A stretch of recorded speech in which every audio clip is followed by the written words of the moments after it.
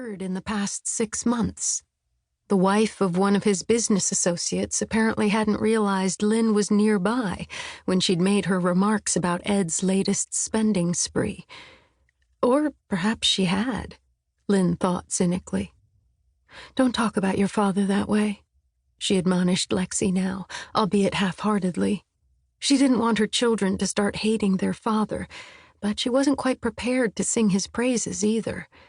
Every single day felt like a balancing act between her own ragged emotions and her children's needs. No matter how upbeat she pretended to be, lately it seemed she wasn't fooling anyone.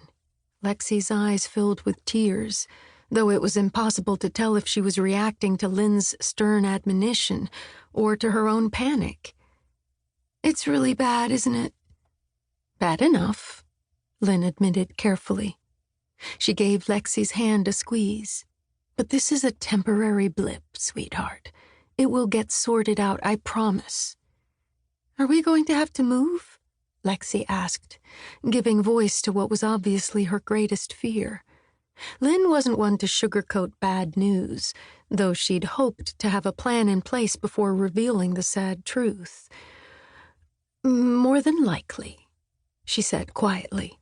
Though she'd been counting on Helen Decatur Whitney, who was fierce when it came to getting the best possible settlement for her clients, she also knew that even Helen couldn't work miracles. Still, she tried to reassure her daughter. "Hopefully, Helen will be able to work this out in court before it comes to that. But I won't lie to you. Giving up the house is a real possibility." "But I love it here," Lexi protested with a sniff. "It's a great house, and my best friend lives right next door." Then, apparently seeing something in Lynn's face, she squared her shoulders. "But it'll be okay." She gave her mother a plaintive look that nearly shredded what was left of Lynn's heart. "Won't it?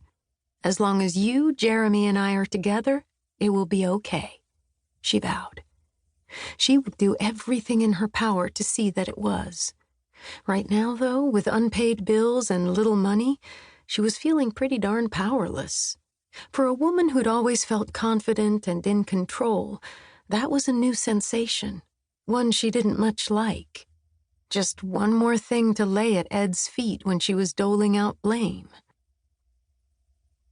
Contractor Mitch Franklin had been working on a new edition for Raylene and Carter Rollins for a few weeks now. He'd started in late fall, taken only a brief break during the holidays, and was hoping to have every interior detail finished for them in time for the annual Memorial Day party the couple hosted for all their friends. Normally, winters in Serenity tended to be mild, with only a few days when the weather was too bad for construction. But this year had been a nasty exception, with bitter cold and more snow and ice storms than he could remember in a lifetime here in South Carolina. While the snow and ice seldom lasted, he was still further behind schedule than he liked. With various other jobs he was finishing up, mostly interior work, Mitch was proud that he'd kept his crew working enough to put paychecks in their pockets. Now, though, the crunch was on to get this addition built. To keep costs in check, he had his men working the usual number of hours, but he'd gotten into the habit of putting in a lot of overtime. He had a reputation for bringing his jobs in on time, and he didn't want this to be an exception. Of course, there were other things motivating him as well.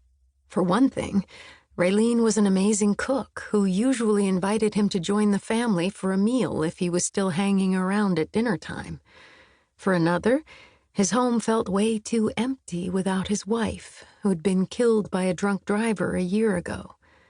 It had been bad enough with his 2 boys away at school, but with Amy gone too, he could barely stand to be in his house, even to sleep. The bed he'd shared with his wife for 22 years was way too cold and lonely. His sons were exactly where they needed to be, in college and living their lives. But he was at loose ends way more than he liked. Raylene, Carter, and Carter's younger sisters were filling a huge gaping hole in Mitch's life.